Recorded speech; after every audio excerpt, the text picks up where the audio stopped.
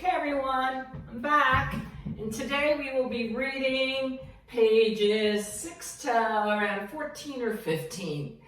And I'm beginning on the bottom of page 6, right below where it shows a little flower. You'll see that throughout her book, Kneeknock Rise by Natalie Babbitt, and that indicates pretty much a shift in setting. So let us begin. At the foot of Kneeknock Rise, on its southern side, stood a village appropriately called Instep. Instep was closer to the rise than any other village and was therefore exalted among villages, a sort of Mecca where you could go from time to time and renew yourself with reports of the latest storm, fattening your store of descriptions that strove endlessly to define once and for all the chilling sounds that wound down from the cliff top, and go home again to enjoy in your own village the celebrity you deserved, until someone else went off and returned with newer reports. Instep was famous in that flat and hungry land, and the people who lived in Instep, made smug and rich by tourists, and privileged, had fallen into custom of flinging their gates wide once a year and inviting everyone for miles around to come to a fair. Well, the fair was always held in the autumn when the storms were fierce and frequent, and was a gesture of generosity on the part of Instep, whereby its inhabitants could say, "Come and eat and dance, be entertained and spend your money, and hear the megramum for yourselves."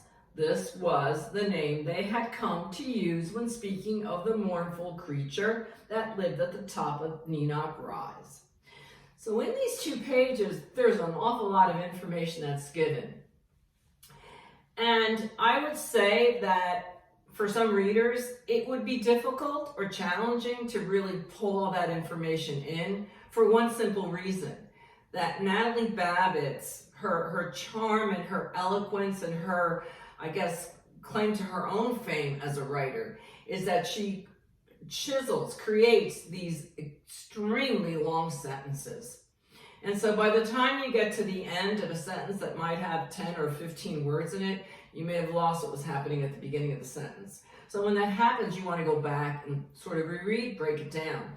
But essentially what she's saying here is that there was a little town at the bottom of this big mountain we talked about on the very first session. The one that when it would rain, you would hear sounds and noises. Well, as time went on, she explains, people came to believe that there was a creature actually living on top of that mountain. And you could only hear him crying when it was stormy, when it rained. And so there wasn't much happening in these little villages. And they were very proud of their little mountain and even of their megramum, whatever creature it is up there. And so they started having these fairs and invited the neighboring villages, come and listen. And that's how they made some money. And the underlying issue is that people would go and, "Oh yes, I heard it. And it was so frightening." And then they would return home, and then they became a celebrity for a while because they had heard all of this racket going on, until of course somebody else in their village had attended the fair in autumn and also heard it. And so the story kind of grew over time, and the people who lived in Instep feared yet loved knowing that they had this creature living on top that no one had ever seen but could hear on certain nights. Okay, I hope that helps a little bit. So moving on now to page 8. Let's see what happens next. Again, there's going to be a little flower. So now we shifted our setting from Instep with that background to somewhere else now. Let's see what happens. "Now don't forget," said Egan's mother for the 20th time, "when you get to Instep, go directly to your Uncle Anson's house. Don't go wandering about the shops. Your Aunt Gertrude will worry if you're not there by 6, and she's been worried enough since Ott disappeared." "If Aunt Gertrude is as fussy as you say, no wonder Uncle Ott keeps running off," said Egan, pulling crossly at his new collar. I wish I could stay with someone else. Nonsense, said his mother. If you're going to the Instep Fair, of course, you must stay with your aunt and uncle. Anyway, Gertrude isn't exactly fussy. She's just nervous. Who wouldn't be nervous living at the bottom of the rise? I don't see how they stand it all year round. It's very good of Gertrude and Anderson to look after Ott, seeing he's never done a thing but read his books and write all those verses. And then, too, he's sick so often, cold and wheezing. It can't be easy for them, even if he is your Uncle Anson's only brother. She walked around her son, eyeing him critically, and brushed a bit of lint from his shoulder. Now, Egan, do be polite to Gertrude and Anderson. They're so pleased you're coming to the fair, and it will be a real treat for your cousin, Ada. Little Ada, why, I haven't seen her since she was a baby. Another page break. Egan rode across the countryside to Instep with his father's friend, the chandler, who was taking a load of fragrant new candles to sell at the fair. It was 40 miles from home to the gates of Instep. A long, tiresome ride on the hard seat of a bulky cart drawn by a very resentful mule the chandler called Freda. The mule sometimes walked so slowly that you were sure she had fallen asleep, but she could also decide quite suddenly and without warning to break into a gallop.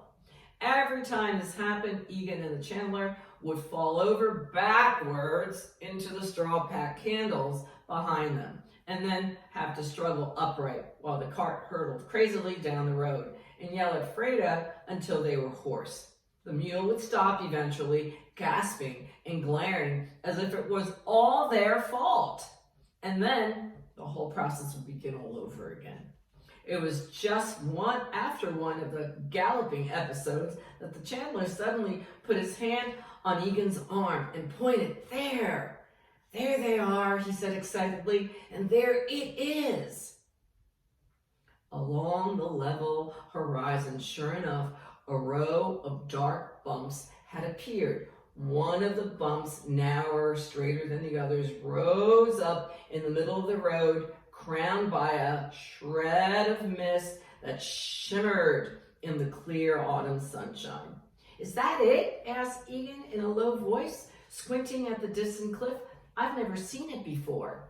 That's it, whispered the chandler. I've seen it 50 times, but it always makes me shiver. It's a grand sight, grander close up. He prodded the dawdling mule impatiently with his driving stick. Hurry up, Freda, can't you? He cried. Get a move on. And his voice dropped again, and he murmured, that's it, all right. That's Kneeknock Rise. And so what we have is a little bit of a clue regarding the time.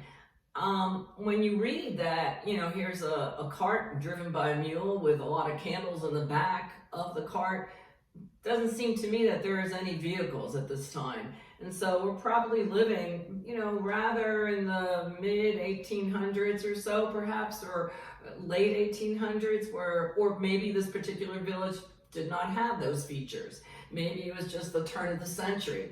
But you want to pull those ideas and think about them. And as you continue to read, you'll be able to solidify a stronger idea of when is this taking place. It's certainly not in 2020, and I highly doubt it was in the 1960s or 70s. So earlier than that. Page 11 now. When Egan arrived at last, he was tired and dusty and somewhat resentful of the somber thrust of the cliff that had loomed larger and larger as the cart jolted over the fields toward Instep. It was too big, he decided, too proud.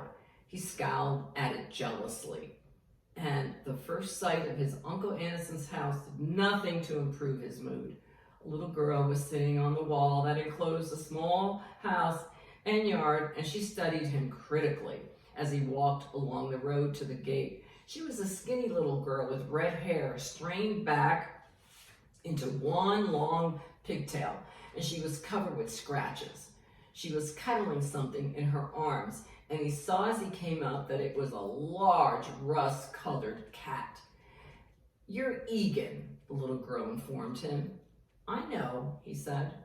"Say hello to Sweetheart," she commanded, and thrust the cat forward.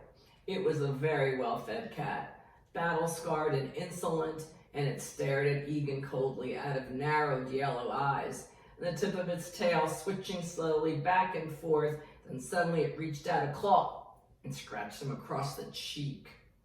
"Ow!" yelled Egan. "Quit that!" The cat hissed, twisted neatly out of the small hands that held it, and lunged off down the road. "For goodness sake," said Egan, touching his wound tenderly. "What a terrible cat!" "Sweetheart is the loveliest cat in the world," said the little girl firmly. He just doesn't like you, and I don't like you either. I'm Ada, or Ada, you could pronounce it either way, and I guess we're cousins." So ends this section. So be thinking about the relationship between Egan now and Ada, between Aunt Gertrude, her husband Anison, and this mystery Uncle Ott that disappears but reads and writes verses. Be thinking about this very high rise of land and the noise that comes from it when it rains. Be thinking about what could possibly happen next in the story. Will Egan get along with Ada?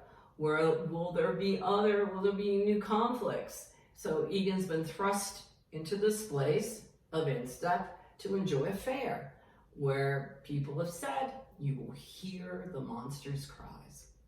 Okay, so that's it for day 2's readings. Stay tuned as we continue on our journey, guys. All right, happy reading, everybody.